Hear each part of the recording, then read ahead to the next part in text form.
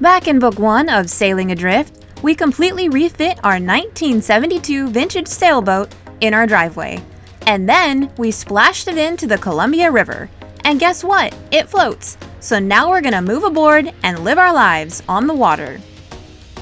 Last week on Sailing Adrift, we fueled up on diesel and calibrated both our tanks over in St. Helens for our first ever overnight. It turned out to be quite an expensive trip. Barf. Then we headed back home with only one minor freakout. What I'm saying is, I'll swim to you if that's the case.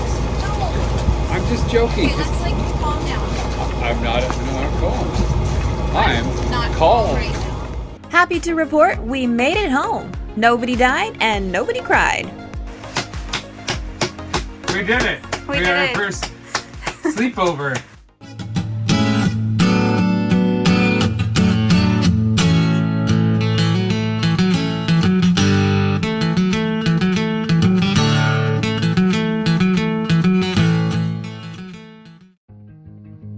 Once in a while, we wake up to these amazing sunrises. And it's moments like these that make us realize what a beautifully simple life we've created for ourselves here on the boat. And then there are other moments that make us realize we've also created a lot of work for ourselves. Good morning. Last night, Kelly and I were going about our nightly duties, Yep. and we ran out of water. Yeah, mid-dishwashing session. At your house, this water just keeps coming. You can literally turn on all the taps and faucets, and it just keeps coming. Yep. And it doesn't even cost that much, at least here in the Northwest. When we were making the rum, I was using an atrocious amount of water. I felt guilty, and our water bill went up $3. It's like so cheap. Here at a boat, you've got a big tank that holds your water. And you could hook it up to the public water source, but we choose not to do that because we plan on being at anchor a lot. And then you have to worry about pressure and regulation and all these things. So every so often, what would you say, Kelly? Like once every 2 months or so? Maybe once a month. Once a month? But when was the last time you can remember us filling up the tanks? I think it was last month. It was roughly months ago that we filled this up, or days Ago. that we filled this up. Anyway, we need to do it again because we're bone dry. Yeah.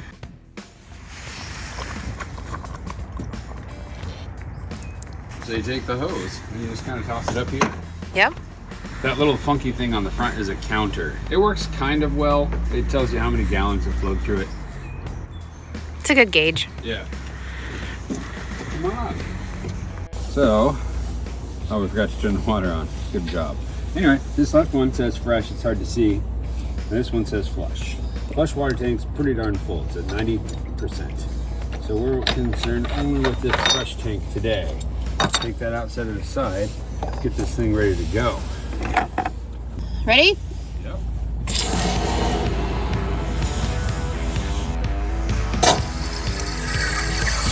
There you go. Now you're importing all the waters. We're at 1.4 gallons now. Yeah. We just let that go for a really long time because there's like 120 gallons in that. 130. That's like 120. Yeah. Then we go down to our tanks and we can just watch it fill up. 10.3, 10.4, 10.5, 10.6. Pretty cool, huh? And once we get up to 130-ish gallons, I don't want to go over 130. This is one thing I will say. We sealed the hell out of that tank except for in one place where the joint of this wall here, so the water tank is in the bilge and it goes up against the engine room. Obviously, we're not drinking out of this swamp anymore. Here's a quick recap down memory lane from when we built the water tank. And there's a bit of a seam there that water will come out of if I overfill the tank. It's not a big deal. It just goes right into the bilge and overboard. But it's a little annoying. Plus it's like dribbling and then you get a tray of water under your engine, which doesn't hurt anything. It's just annoying. So I don't want to do that. Okay. Deal. My lips are a bit on fire from that pepper I ate for breakfast. That was a weird choice. This one was left over from last night's nachos. Yeah. Stop doing that. If I eat more, it gets less hot. That's not true. It's cruising right along. Roughly 15 to 20 minutes later. And just like that, we're full. So it's time to put the cap back on. You know, the water in Portland is pretty fantastic. I don't know what it's like in the rest of the world, but we do have a filtration system on our drinking water, and it is delicious and refreshing. So hopefully it stays that way no matter where we get our water. It's a fancy one. It's supposed to get all the bugs and microbes out. I can't remember what they're called, cysts?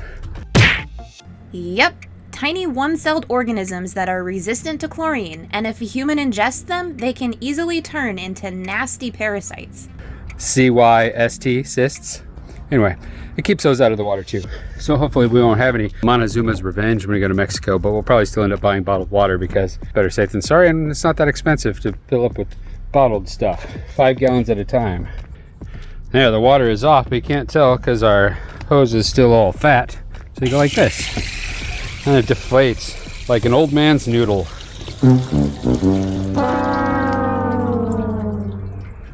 Done and done. Be all set. Push the button. I can finish doing the dishes now. Yay, you can do it. Oh, there's some air in the system, I believe. Sweet action. There you go. There's some aggressive pumping happening while it gets the air out of the system. But it's pumping. It's working. Cool. Back in business. With the power of Dawn. Not even knockoff Dawn. This is legit. Yeah. Okay. That pump sounds like an evil transformer. You mean a Decepticon? Yeah, it's a Decepticon. Oh, yeah, that's better.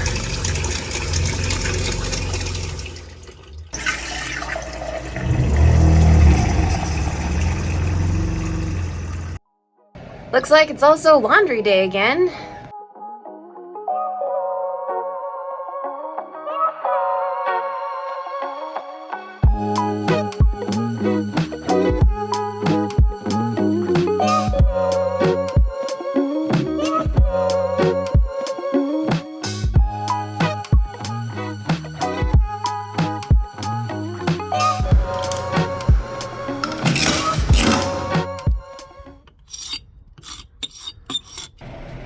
What is that noise? What are you doing out here, lady? I am making a mess? boat great again. Oh. Is that what we're doing now? We're quoting Donald Trump? Yep. Awesome. What are you doing? I'm taking off making a salad? What? There's a spinach left over from last night sitting out here. Yeah. Because we didn't have room in the fridge. To put that out here. Hey man, it's cold. I'm gonna scrape all this old stuff off, and then we're gonna sand it up, make it all pretty, and make it look like this rail here. Put some more teak oil on it. Yeah, it's gonna look real good. It's gonna look real good. I'll come help you.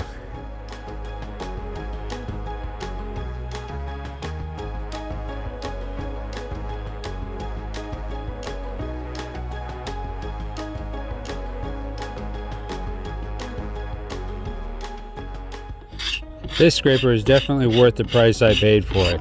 I bought it quite a while ago and had never really used it. But now I am using it. Good. What are you doing, Kelly? Is it a Harbor Freight purchase? This scraper? No. No, it's an Amazoner. The old Red Devil, you know? How's it looking over here? This finish, I think, was a lot more protected than the other side, so it's a lot more adhesive. Yeah. Which is actually a negative. Yeah. In this case, yes. But today and tomorrow are supposed to be clear, so that should give it enough time to dry. We're gonna do a lap around this again too. That assumes that we get it all naked and sanded and caulked by tomorrow morning. It's gonna be an aggressive day. We need a vacuum because we're making a mess on the deck. We don't want to go into the environment. Yeah. Anyway, back to it.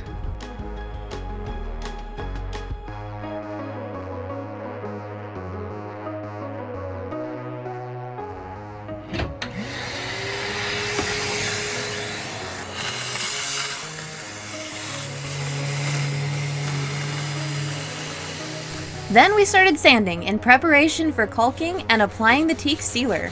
However, our efforts were completely pointless because that night it decided to rain, and then continued to rain for the next few days. But have no fear, we were not left wanting without anything to do. Time for an inside job. Now I've got all this time, so I might as well use it to the best of, utilize it. Right, Kel? Right? Yeah. Yeah, you hear that? Kel thinks so. Yeah. Anyway, then the last little bit of engine detail that I want is a working tachometer. That would be a neat feature. I have called the manufacturer of the alternator because on diesel engines, almost always you get your tachometer readings from the alternator spinning, not the actual engine.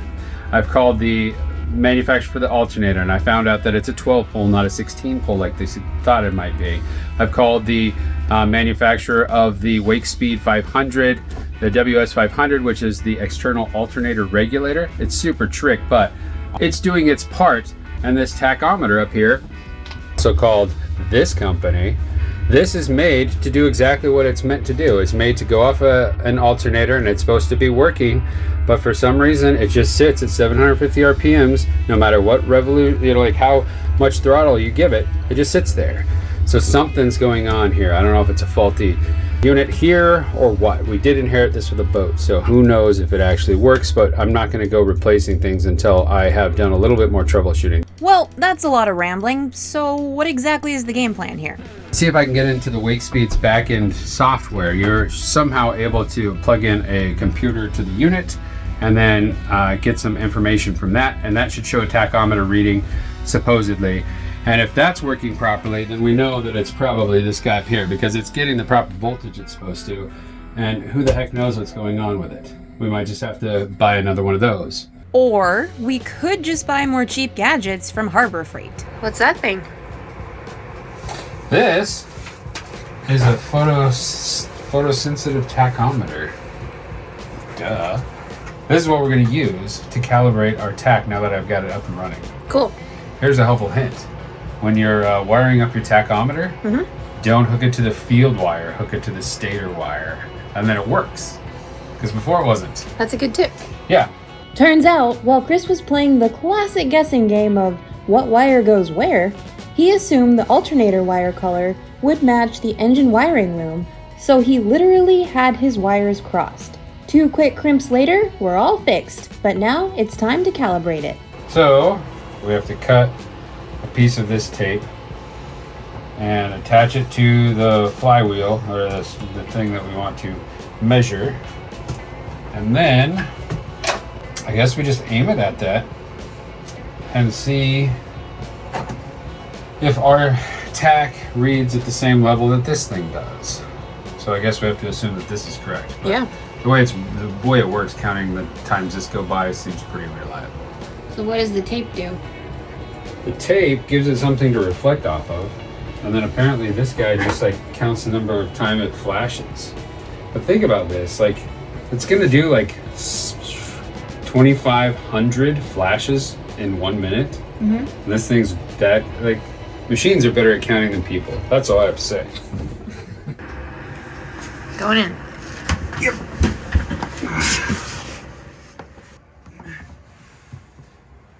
Hope that works.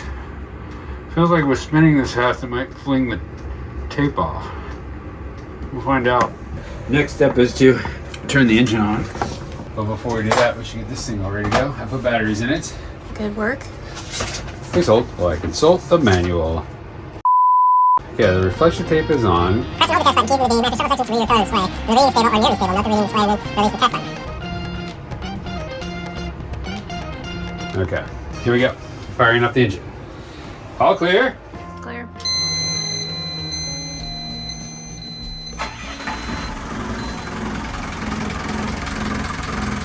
We're gonna bump it up until this says it's at 1,000.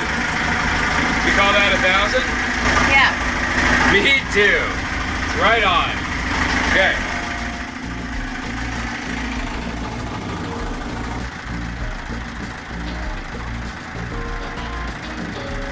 Okay, it's quite loud, so I'll recap what Chris is saying. So it says it's 811. So we're gonna give it one more test at the same speed, and then we'll try to adjust it down to roughly 811.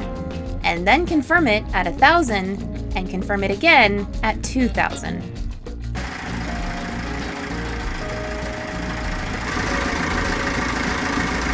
$819. Here's Chris making those adjustments, and running into some problems.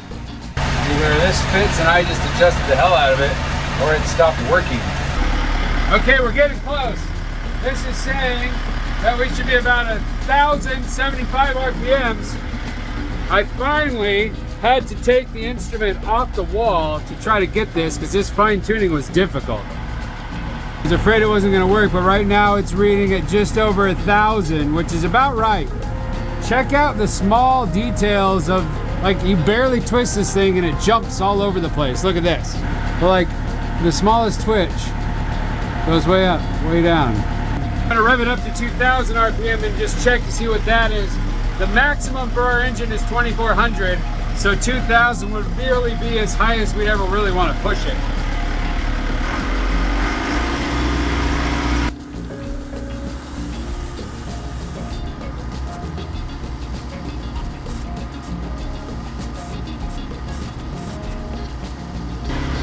That's right about exactly 2,000. So if we can get this to read 2,000, I'm pretty happy with it.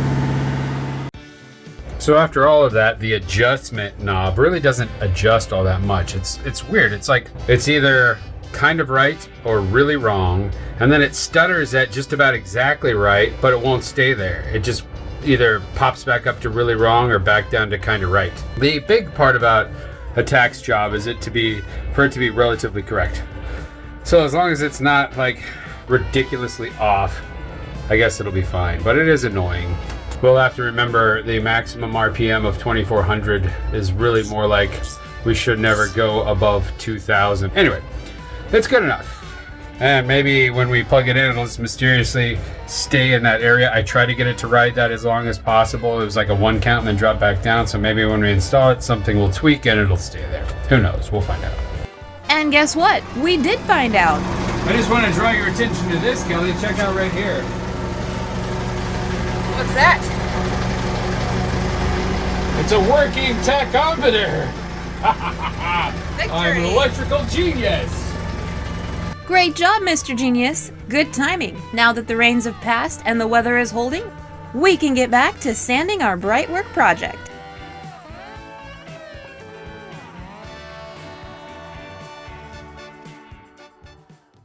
After we sanded last night, it was pretty obvious that we've got a bit of a wood rot problem down here. So what we're gonna do is we're gonna clean that out really good around the edges. I'm gonna hit it with my heat gun to let it dry out. And then we're just going to put some fairing compound on this to seal it all up, make it watertight, and we'll paint just this panel. So we'll still have the cool wood accents all the way around the door, but these will actually end up being painted the same color as the hull. So Chris spent the next few days prepping and painting both doors. Another gorgeous day today. It's about 10 in the morning and I'm gonna get all the Brightwork oiled again with the Starbright teeth sealer. I like this stuff because you just have to brush it on. It's very simple. And allegedly you have to do that a couple of times a year. I won't bore you with the technique. Foam brush, really, really easy to apply. I like this product a lot. I hope it lasts. I know this is the before picture, but once you sand your teak, it looks really, really good. I wish you could just freeze it like this, because to me, this is what I think of when I think of like an attractive wooden boat, is this raw teak look. Of course it gets gray and the heartwood raises up. Anyway, we're gonna make it, it'll shine all up and then it'll like kind of soak in and turn into a golden dull look. It was hard to give up the original wood, but for all practical purposes, this was clearly the best alternative to replacing the panel.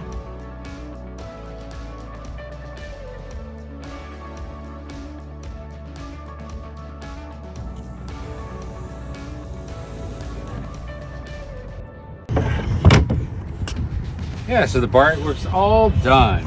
Yay! Yeah, it's got this kind of like silicone-y texture to it. That's the sealer. And it looks really cool. I really like the like just like the matte finish where it looks like raw wood. I do too. I think that looks great. I hope it holds up well. The teak definitely takes it a lot better than the sapele does.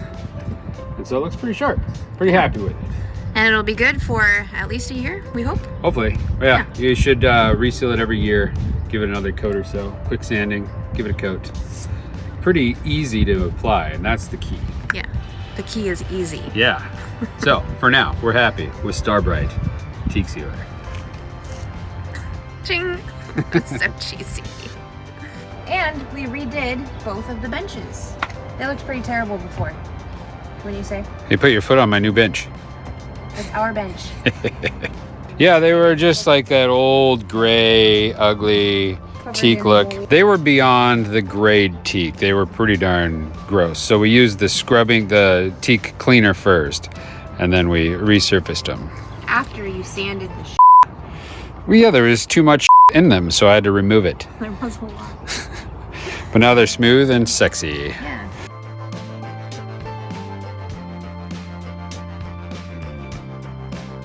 Another job done and another day in this beautiful life. Hey you, thanks for watching. If you like what you see and you want to keep following along, become a subscriber. Just hit that subscribe button below. And special thanks to our Patreon crew. We really appreciate your support.